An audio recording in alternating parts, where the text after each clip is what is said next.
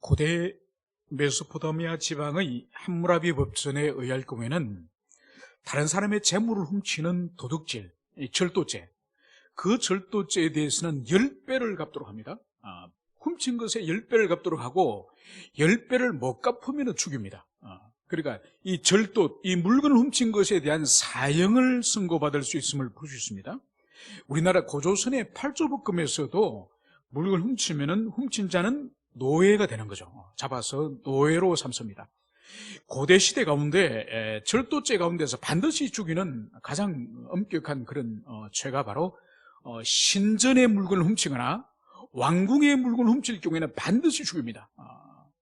여러분, 그렇다고 한다면은 이 요셉이 있는 이 왕궁, 이 파라오에 있는 이 왕궁에서 요셉이 사용하는 은잔을 훔친 이 형제들의 죄는 반드시 죽는, 죽임을 당하는 그런 죄라는 것을 우리는 알 수 있습니다. 여러분, 지난번부터 계속적으로 지금 이 요셉이 이 형들을 지금 시험을 하고 있는 것을 우리가 볼 수 있습니다. 여러분, 그럼 왜 요셉이 형제들을 시험을 할까요? 그들을 올무와 함정에 빠뜨려서 그 형제들의 영혼을 망하게 하려고 지금 이 요셉이 형제들에게 자신의 신분을 속이면서 계속적으로 지금 이 형제들을 괴롭히고 있는 것일까요? 그것이 아닌 거죠. 지금 이 요셉의 마음에는 이 형제들에게 진정으로 화해를 하고 진정으로 형제 간에 이제 우위를 회복하는 이 화목이 이 요셉에게 목적인 것이죠. 그러기 이전에 제일 먼저 이 요셉이 확인하려고 하는 것이 바로 뭔가 하니까 이 형들이 22년 전에 자기를 죽이려고 하였고 자기를 또 노예로 팔아버렸던 그 형들인지, 그래서 22년 동안에 이들의 내면 속에 어떤 일이 있었는지를 반드시 확인을 하고, 그리고 이 형들 또한 자신이 과거에 지었던 죄를 진실로 참여하는 그 확인을 하고 싶은 거예요. 그래서 우리가 알다시피 이 요셉이 이 가나안에서 10명의 이 형제들이 자기를 찾아왔을 때에 무릎을 꿇고 절을 하면서 곡식을 사러 왔다는 그 순간, 바로 22년 전에 꾸었던 그 환상, 그 꿈을 이제 요셉은 바로 번개가 스쳐 지나가듯이 그 의미를 깨닫는 거죠. 그러니까 자기 이삭을 향해서 형들의 이삭이 절을 하는 그 꿈이 드디어 오늘 이 곡식을 사러 온 이 형들에게 그 절하는 그 일을 통해서 이루어졌음을 이제 요셉은 깨닫는 거죠. 그러면서 하나님께서 자신을 먼저 보내셨고, 그리고 흉년이 들고, 그리고 곡식이 다 떨어진 형제들이 가나안 땅에서 이집트까지 곡식을 살아오는 이 사건을 통해서 하나님께서 꿈으로 보여주셨던 그 계시의 의미를 이 요셉이 다 깨닫는 거죠. 그러면서 이 요셉이 이 형들의 진정성을, 이 변화의 진정성을 이제는 확인하기 위해서 이 형들에게 바로 첩자라고, 이집트의 동정을 살피러 온 간첩이라고 그렇게 혐의를 일부러 뒤집어 씌우지 않습니까? 그러면서 이 사람들이 자신들은 진실한 자입니다, 그러면서 자기 집안의 내력을 이 사람들이 말을 하는 거죠. 요셉이 질문하는 것이 아니라 자신의 입으로, 원래 우리 아버지에게는 12명의 자식이 있었는데 한 명은 잃어버렸고 그리고 한 명은 집에 있습니다, 이 형들이 스스로 말하는 거예요.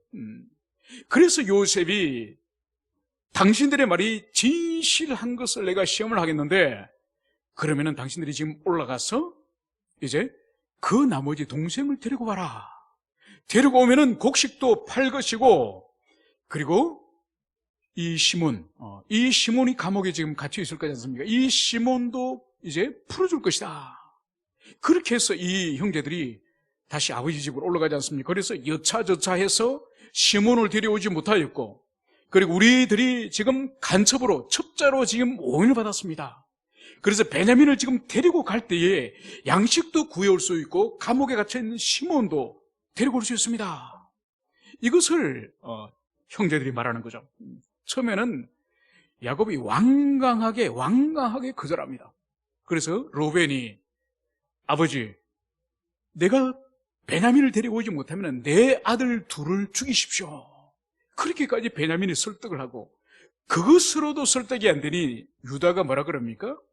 유다가 만약 내가 베냐민을 데려오지 못하면 내가 평생 아버지 앞에 죄인이 되어서 그 죄값을 내가 갚겠습니다. 이 말을 하는 거죠. 그 유다의 설득에 이 아버지, 이 야곱이 드디어 설득이 되는 거죠. 그래서 지난 시간에 우리가 살펴본 것처럼 이 야곱의 놀라운 변화를, 지금까지 야곱의 어떤 이 요셉과 야곱의 스토리 가운데서 찾아보기 힘든 그렇게 많은 하나님의 그러한 계시를 이 야곱이 경험했음에도 불구하고 계속적으로 그의 삶 가운데 여호와 하나님에 관한 말씀이 한마디도 입에 나오지 않습니다. 그러다 드디어 전능하신 여호와, 전능하신 하나님, 엘샤다이 하나님께 이제 모든 것을 맡기는 장면이 나옵니다. 그러니까 이 야곱이 이제 베냐민을 이제 이집트로 보내면서 이제 그것을, 이 아들 베냐민을 드디어 하나님께로 맡기는 그런 내려놓음, 그 은혜의 경험을 이 야곱이 했음이 분명합니다. 그래서 그의 고백이 뭔가요? 내가 아들들을, 자식들을 잃어버리면은 잃어버리겠다. 그러니까 만약 베냐민이든지 다른 자식이든지 이집트로 가서 돌아오지 못하고 죽으면 그것을 내가 받아들이겠다. 이 고백을 하고 이제 베냐민까지 드디어 내려보내지 않습니까? 그래서 그 내려갔던 그 자녀들이 요셉의 집에 들어가서 이제 오찬을, 점심 식사를 준비하고 거기서 식사를 하지 않습니까? 그때 놀라운 것은 요셉은 정확히 형들의 나이를 정확히 알기 때문에 10명의 그 나이에 따라서 이 좌석 배치를 다 이렇게 한 거예요. 그럼 이들이 깜짝 놀랐죠. 어떻게 우리 형제들의 나이를 알고 이렇게 좌석 배열을 했을까? 그러면서 거기서 아주 기쁘게 먹고 마시고, 그리고 곡식을 가져온 부대자루에 다 담아서, 그리고 가져온 돈까지도 부대자루에 다시 넣어가지고 그렇게 올려보냅니다. 그렇게 올려보내면서 청지기에게, 자기 청지기에 한 가지를 지시하죠. 바로 11명의 그 아들 가운데에서 막내 베냐민의 그 곡식 자루에 내가 사용하는 은잔을 그 곡식 자루 속에 집어넣어라. 그렇게 몰래 은잔을 집어넣어서 이제 가나안 땅을 올라가도록 허락을 하는 거예요. 그들이 떠난 이후에 이 청지기가 달려와서 당신들이 어찌 그렇게 배은망덕할 수가 있습니까? 그렇게 우리 주인에게 은택을 입고 이제 돌아가면서 어떻게 우리 주인이 사용하는, 그 점을 치는 데 사용하는 그 귀한 은잔을 훔쳐갔습니까? 그렇게 말하니까 결단코 우리 훔쳐간 적이 없습니다. 만약 우리가 발견되어지면 그 사람은 죽을 것입니다. 그러면서 이 곡식 자루를 뒤져서 은잔을 찾아보십시오, 이 말을 하지 않습니까? 그래서 나이가 많은 사람부터 쭉 이렇게 찾아 내려오니 제일 마지막에 베냐민의 그 곡식 자루를 딱 여니 거기서 발견된 거예요. 그래서 모든 형제들이 옷을 찢으면서 다시 이집트 성으로 들어간 것이요. 바로 거기서 이제 요셉의 신문이 시작되지 않습니까? 요셉의 신문이 시작되면서 바로 그때에 이 모든 형제들을 대표해서 대변인으로 나선 사람이 누군가요? 이 유다주이다. 그러니까 10명의 형이 있었지만은 10명의 형 가운데에 대표적으로 나타나서 이 모든 상황에 대해서 정리하고 형제를 대변하는 사람은 바로 이 유다가 나타나서 이제 모든 정황을 설명하기 시작합니다. 그 설명을 이제 다 하면서 이제 이 유다에게 발견되어지는 것이 바로 결론적으로 뭔가 하니까 차라리 내가 종이 되겠습니다. 내가 남아서 종이 되겠습니다. 왜냐하면 이 베냐민은 올라가야 됩니다. 올라가는 이유가 바로 뭔가 하니까 이 베냐민은 우리 아버지에게서 특별한 자식입니다. 두 자녀가 있었는데 그 어머니에게서 한 두 자식이 있었는데 하나는 잃어버리고 하나가 이제 남았는데 이 베냐민이 만약 올라가지 못하면은 우리 아버지에게는 너무나도 큰 고통입니다. 그러면서 베냐민과 이 아버지와의 관계를 30절과 31절에서 이렇게 이 유다는 아버지와 이 막내 아들의 관계를 30절과 31절에서 이렇게 말씀을 하고 있습니다. 아버지의 생명과 아이의 생명이 서로 하나로 묶여 있거늘 이제 내가 주의 종 우리 아버지에게 돌아갈 때에 아이가 우리와 함께 가지 아니하면 아버지가 아이 없음을 보고 죽으리니. 여러분, 아버지 야곱의 생명과 이 막내 아들 이 베냐민의 생명이 지금 연합됐다는 거야. 둘이 분리될 수 없는 이 연합 상태에 있기 때문에 만약 우리가 가나안 땅에 올라가면서 언잔을 훔친 거로 혐의가 지금 정해져 있는 이 베냐민을 데리고 올라가지 못하면 아버지는 슬프게 죽으실 수밖에 없다는 거죠. 그 생명이 연합되어 있는데 그 생명이 지금 끊어지기 때문에 우리 아버지는 죽기 때문에 그래서 내가 남아서 내가 노예가 되고 내가 당신의 종이 되어서 당신이 시킨 대로 내가 다 할 테니 이 동생은 다른 동생과 함께 이제 아버지 집으로 올려보내 주십시오. 이 간청을 하는 모습을 여기서 볼 수 있습니다. 여러분, 여기서 우리가 볼 수 있는 이 유다에게 이제 지금 드러나고 있는 이 유다의 마음의 변화는 무엇을 볼 수 있습니까? 두 가지를 볼 수 있죠. 첫 번째는 아버지 야곱에 대한 지극한 효성을 볼 수 있습니다. 지극한 효성. 22년 전에 이 형제들이 작당하여서 아버지에게 있어서는 눈에 넣어도 아깝지 않는 그 요셉을 죽였던 거기에 가담했던 이 유다와 이 형제를 보십시오.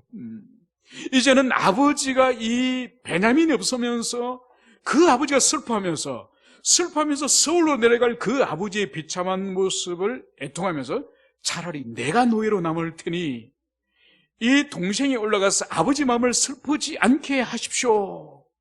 이것을 간척을 하는 거죠. 두 번째는 뭐죠? 언잔을 훔친 혐의가 지금 베냐민에게 있는데 베냐민이 당연히 이제는 노예가 되고 이집트에 남아야 될 것인데 이 동생이 져야 될 이 죄책에 대해서 내가 지겠습니다.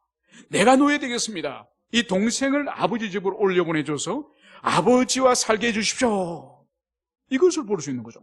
그래서 유다에게서 지금 드러나고 있는 자기 희생, 자기 헌신, 이거는 뭔가 하니까 아버지에 대한 지극한 효심과 그리고 동생에 대한 지극한 이 사랑. 여러분, 이것은 22년 전에는 이 형제들에게는 찾아볼 수 없는 거죠. 동생을 위장하여 죽여서 피를 묻혀가지고 옷을 아버지에게 드리면은 아버지가 살아도 산 것이 아닌, 여러분, 지금까지 22년이 지금 지나면서 아마 아버지 야곱은 그 요셉이 짐승에게 찢겨 죽었다는 것을 굳게 믿었지 않습니까? 굳게 믿었고 지금 22년을 왔기 때문에 그 아버지 야곱은 사실 11명의 아들이 있지만 11명의 아들이 건실하게 있지만 아마 아버지는 11명의 아들과 만약 요셉을 저울에 달아서 무게를 잰다면 아마 비교가 안 될 겁니다. 그래서 아버지 야곱은 지금까지 22년 동안 살아도 산 것이 아닌 죽지 못해서 살아가는 그런 슬픈 삶을 아버지가 살지 않았겠습니까? 그것을 알고도 이 10명의 형제들이 작당을 해가지고 동생을 팔아버리면서 그 동생의 옷을 벗겨서 거기에 짐승의 피를 묻혀서 아버지에게 던진 거예요. 그건 아버지의 인생의 슬픔이나 고통이나 아버지 인생의 비참함에 대해서는 아무 생각하지 않으면서 아버지에게 요셉의 죽은 옷을 이제 던짐으로 말미암아서 아버지의 사랑이 우리에게 돌아올 것이다. 요셉에게서 빼앗겼던 그 아버지의 사랑이 이제 요셉이 죽음으로 이제 그 사랑을 우리가 받게 될 것이다. 이런 어리석은 생각을 22년 전에 했던 것이죠. 여러분, 동생 요셉에 대해서도 마찬가지 아닌가요? 그 아이가 그 가나안 땅에서 그 부잣집에 그 채색 옷을 입고 그렇게 왕자처럼 살던 이 동생을 죽이려고 하다가 노예로 팔려가서 이집트에서 22년간 도대체 살았는지 죽었는지도 모르고 분명히 비참하게 살다가 혹시나 질병이 들어서 죽을 수도 있지 않습니까? 여러분, 22년 동안 이 형제들이 누구 하나 아버지에게 발설하지 않고 누구 하나 그것을 드러내지 않는 걸 볼 때에 이 10명의 형제들 정말 대단한 형제들이에요. 담합을 해서 절대로 자신들의 죄를 아버지 귀에 들어가지 않도록 이렇게 한 것을 볼 때에 아주 대단한 이 강심장이에요. 여러분, 보통 사람 같으면 한 10명 정도 공범이 있으면 그 중에 한두 명이 술 마시고 술 취해가지고 너무 큰 죄책감 때문에 울면서 이렇게 토설하는 바람에 그것이 돌고 돌아가지고 아버지 귀에 들어간다든지 그럴 텐데 22년이 지나더라도 동생에 대한 그 끔찍한 범죄의 그 모의가 아버지 귀에 들어가지 않을 정도로 이들이 이 요셉에 대해서 가지고 있는 적대감, 이 적대감이 얼마나 잔인했는지 그것을 볼 수 있는 거죠. 그런데 22년이 지나면서 이 유다에게 발견되어지는 이 요셉과 한 배에, 요셉과 한 피를 받은 어머니 라헬에게서 태어난 이 베냐민을 향한 형들로서 이 사랑, 그리고 차라리 자신이 노예가 될 테니 이 베냐민은 가나안 아버지 집으로 올려보내주십시오. 이런 자기 희생을 오늘 이 유다를 통해서 드디어 오늘 요셉이 확인을 하는 거야. 그래서 이 요셉은 이제는 더 이상 이 형들을 시험할 필요가 없고 더 이상 의심할 필요가 없고 확실히 아버지에 대한 효성과 그리고 형제의 나머지 모든 형제를 대표해서 이 유다가 자신이 인질이 되고 자신이 노예가 되고 자신이 볼모가 될 것을 그것을 말하고 그리고 베냐민을 사랑하고 베냐민을 아끼는 마음으로 자신이 노예되겠다는 것을 이제 이 요셉이 확인했기 때문에 더 이상 형제들을 시험할 필요가 없는 거죠. 그래서 45장 1절에서 요셉이 시종하는 자들 앞에서 거정을 억제하지 못하여 소리질러 모든 사람을 자기에게 물러가라 하고, 그러니까 이제 이 형들이 변화되었고 이 가정이 하나님께서 지난 22년 동안에 그렇게 내면 속에 그렇게 서로에 대한 적대감과 그 갈등을 가지고 있던 이 가정에 성령께서 이제 그 가족들을 어루만지셔서 이제 사랑과 화목과 이제 모든 아름다움을 갖춘 그런 가족이라는 것을 이 요셉이 확인하니까 이제 이 격정이, 이 통곡이, 이것을 이 요셉이 감추질 못해서 옆에 있던 모든 이집트 종들에게 노예들이 빨리 나가라, 빨리 나가라면서 이제는 쫓아보내고, 오늘 이 요셉의 오늘 행위가 뭔가요? 그 형제들에게 자기를 알리니 그때 그와 함께한 다른 사람이 없었더라.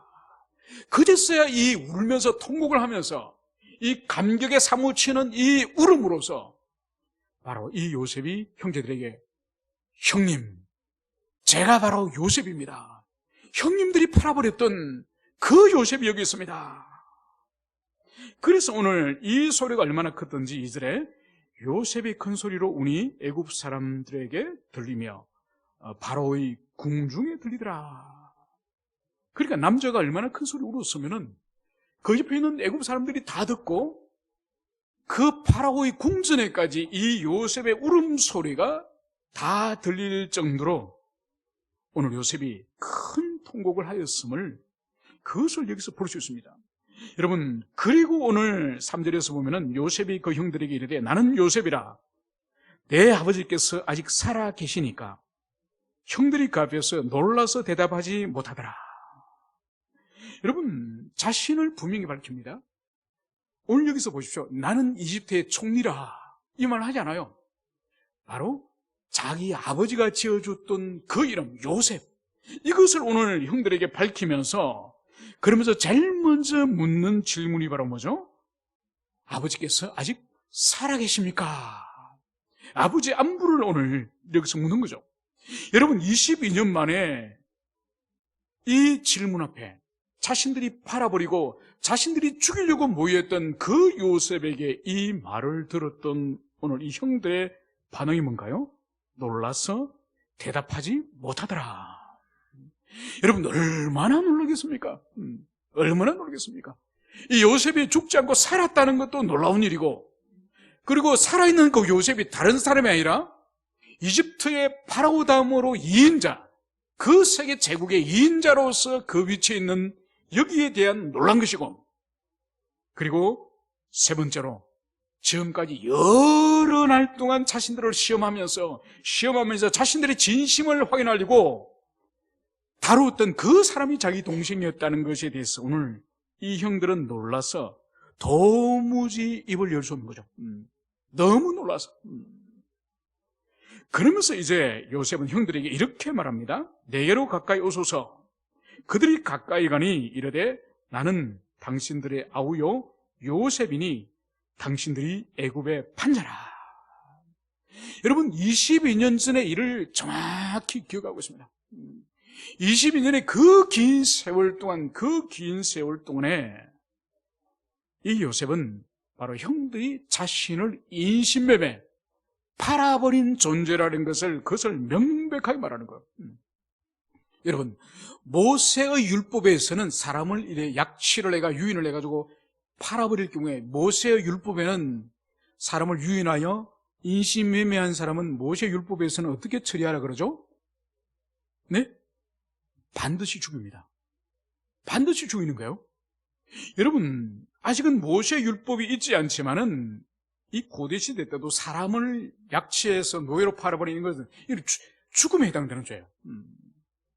그러니까 오늘 이 요셉이 자신의 신분과 그리고 형님들이 자신을 어떻게 대우했는지 그것을 명백하게 말하는 것.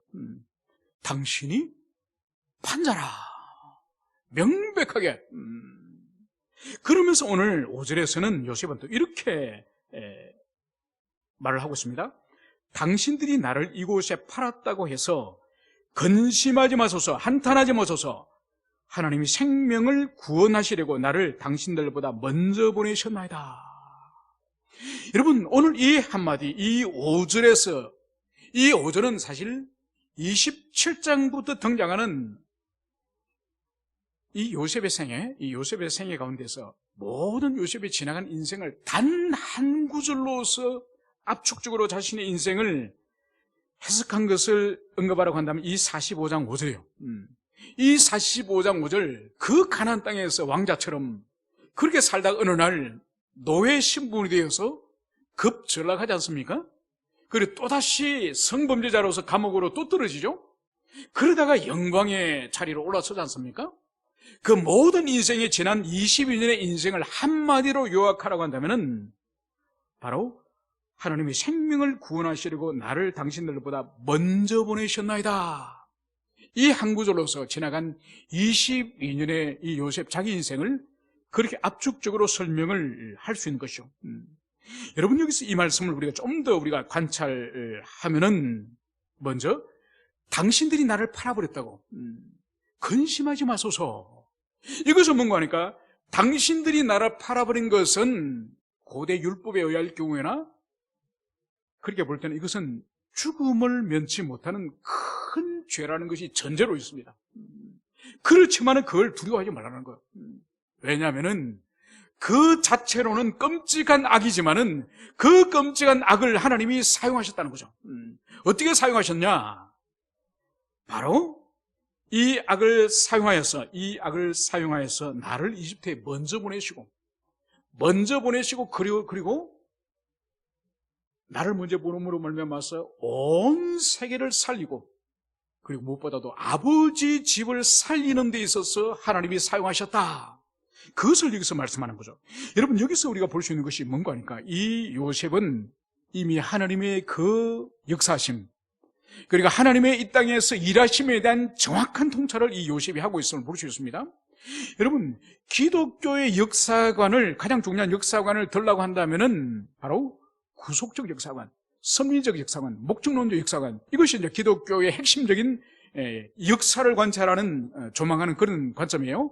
그러니까 구속사적 역사관이라는 건 바로 뭔가 하니까 이 인류의 이 세계를 바로 인간의 타락과 그 타락에 대한 하나님의 구속, 그리고 구속에 대해서 그 완성하시는 그 역사의 흐름을 바로 이러한 구속사적인 관점으로 보는 거죠. 그리고 섭리적 관점이 뭔가 하니까 역사에는 하나님께서 이 세상과 인생을 창조하신 후에 가만히 버려두시는 것이 아니라 이 역사 속에, 우리의 삶 속에 하나님이 들어오셔서 우리 삶 속에 하나님이 섭리하시고 간섭하시고 인도하시고 끊임없이 주님이 개입하시고 계신다고 하는 그 사관, 그리고 목적론적인 사관, 그것은 바로 주님께서 이 세상을 창조하시고 내버려 두시는 것이 아니라 목적, 바로 이 세상의 완성, 종말과 완성이라고 하는 그 목표를 향해서 이 역사는 진행한다고 하는 그 목적론적인 사관, 그것이 기독교 역사관의 가장 중요한 세 가지의 관점이죠.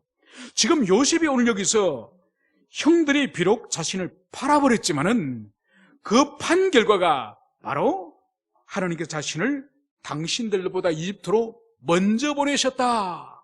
이것은 바로 이 요셉이 섭리적인 역사관에 관해서 정확하게 꿰뚫고 있음을, 그것을 여기서 보여주는 거죠. 여러분, 이미 요셉은 이집트에서 이제 총리가 된 이후에 제사장의 딸과 결혼하지 않습니까?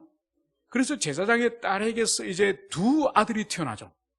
두 아들의 이름을, 첫 번째 아들 므낫세, 그러니까 지나간 모든 아픔과 슬픔들, 아버지 집과 이집트에서 고생했던 모든 것을 망각하게 하는, 잊게 하는 자식이라고 해서 므낫세라고 지었습니다.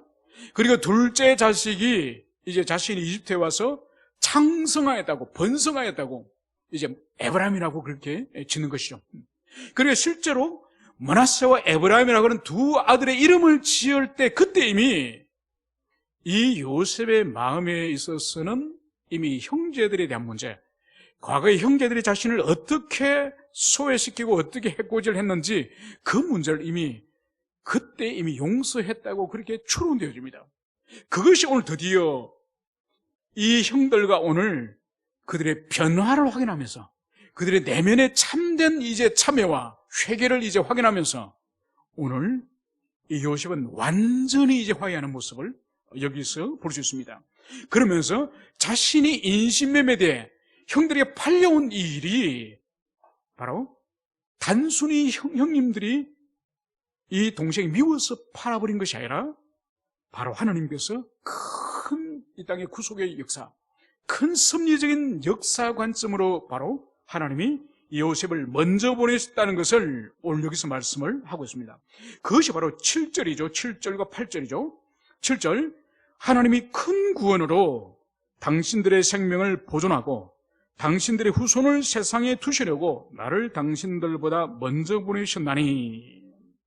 여러분, 요셉 자신이 형들에게 오늘 인신매매 팔려온 것을, 그것을 계속적으로 보냈다, 먼저 왔다, 이것만 강조하는 거예요. 그러니까 형님들에게 있어서 계속적으로 어떤 죄책감을 주입한다기보다는 형님들보다 내가 이집트에 먼저 왔습니다.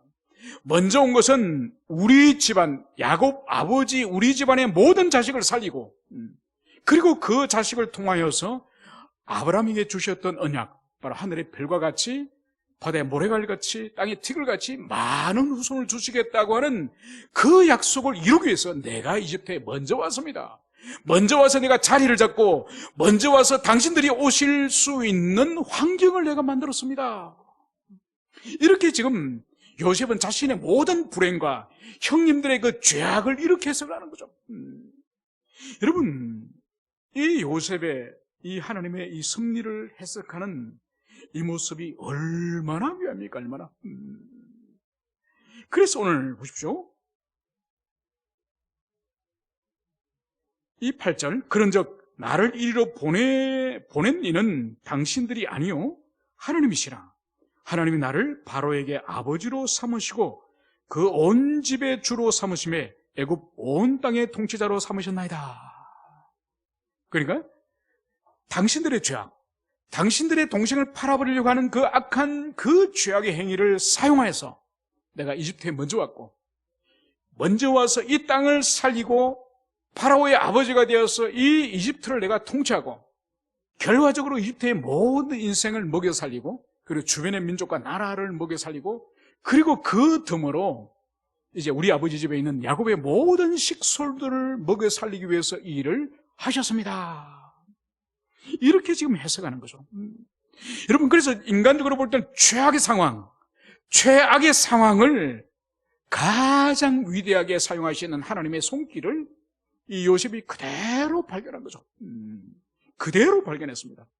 저는 요셉을 성경 가운데에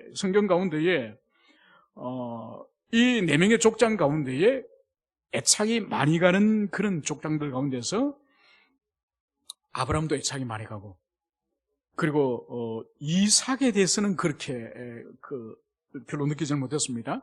야곱에 대해서도 애착이 많이 갑니다. 그리고 요셉에 대해서도 마찬가지예요. 그러니까 아브라함은 혼자 그렇게 가나안 땅에 들어왔던 것처럼 저도 서울 생활할 때에 가방 하나 들고 서울역에 내렸거든요. 아무도 서울에 아무도 일가 친척 나를 맞이해주는 데가 없었고, 서울 도착하는 그날 내가 어디 자야 될지도 모르는 가운데 가방 하나 들고 올라갔습니다.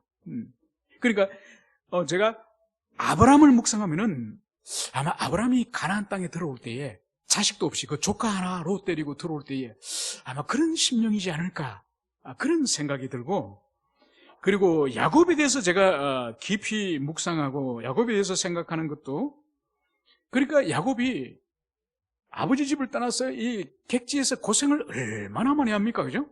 그러니까 저는 중학교 졸업하고 저는 집을 나왔습니다. 중학교 졸업하고 집을 나가지고 계속 자취하고 여기저기 돌아다니면서 어떤 해는 1년에 매주 3일을 굶었습니다. 만 1년 동안 3일을 굶고 한 4일 정도로 먹고, 그런 날들을, 그러니까 제가 29대에서 결혼하기까지, 그러니까 16살 때 집을 나와서 29 결혼하기 전까지 그런 인생을 제가 살았죠. 그러니까 야곱을 생각하면은 참 가슴에 아린 그런 것들이 많습니다. 그리고 요셉에 대해서는 또 어떤 것이 있는 거니까, 그러니까 저는 개인적으로 저희 가정적으로 중학교 때 이제 어머님이 돌아가시고 또 아버님이 재혼하시고, 여러분 아버님이 재혼하시면 새어머님이 오지 않습니까? 그런데 놀라운 것은 아버지도 시아버지가 됩니다. 그래서 철저히 그러니까 부모로부터의 어떻게 보면 사춘기 때 가장 많은 돌봄이나 그런 것을 받아야 되는데 그걸 공급을 받지 못한 거죠. 그리고 형제들끼리 또 이제 서로 떨어지다 보니까, 그러니까 사고무친. 그러니까 제가 29에 결혼할 때까지 제가 13년을 사고무친 같은 그런 인생을 살은 거예요. 그러니까 이 요셉이 사실 그런 인생을 살았지 않습니까? 그러니까 요셉의 마음을 제가 조금이라도 이해할 수 있는 거예요. 그래서 제 인생을 제가 섭리적으로 해석을 하면은, 만약 내가 아버지, 어머니 화목한 가정에서, 그것도 저희 가정이 아주 유교적인 전통이 엄청 강했던 그런 가정이에요. 저는 어릴 때부터 할아버지로부터 한문을 배우고 북구를 배워가지고, 제가 초등학교 다닐 때에 저희 집이 이제 종갓집이었기 때문에, 제가 세 번째 아들이지만은 저희 집안에 이 제삿날이 되면은 지방과 충문을 제가 한문을 다 썼습니다. 초등학교 다닐 때부터. 그 정도로 이 유교적인 집안에 제가 아주 기대를 받는, 앞으로 조상을 열심히 섬기고 집안의 가풍을 제가 이어갈 것 같은 그런 기대를 한 몸 받았던 몸이에요.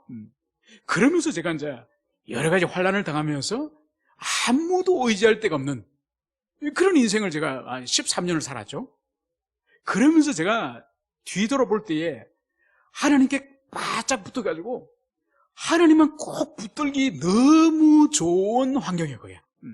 그러니까 그것을 인간적으로 생각하면 부모도 원망스럽고, 형님들이 챙겨주지 않는 것이 원망스럽고, 뭐 이런저런 원망스러운 일들이 많지만은, 그거는 차제로 하고, 이 요셉의 관점을 가지고 요셉의 인생을 조망해 볼 때에 이렇게 해석한 것처럼, 저도 제 자신을 돌아볼 때에 내가 만약 부유한 가정에서 따뜻한 엄마 아버지와 좋은 형제들 사이에 그렇게 유교적인 문화 가운데서 내가 잘 살았다고 한다면은, 내가 서울에 올라와가지고 독서실에서 그 차가운 데 그렇게 헤매면서 과연 내가 하나님을 의지했을까?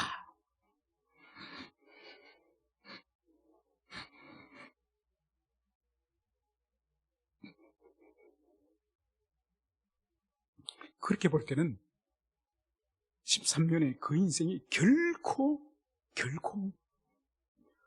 고난의 시간이 아니에요. 하나님께 바짝 붙어가지고 그 청년의 때도 그 새벽에 교회 가서 그렇게 몇 시간을 기도하고 그렇게 할 수 있던 모든 것이 바로 뭔가 하니까, 나에게는 의지할 분이 하나님밖에 없다.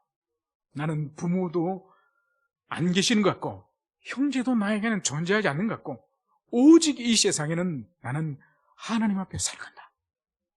그러니까 그 마음이기 때문에 그 20대 그 거칠고 그 질풍노도 같은 그 10대, 그 긴 13년의 세월을 하나님께 꼭 붙어 있을 수 있는 그런 은혜였던 것 같습니다.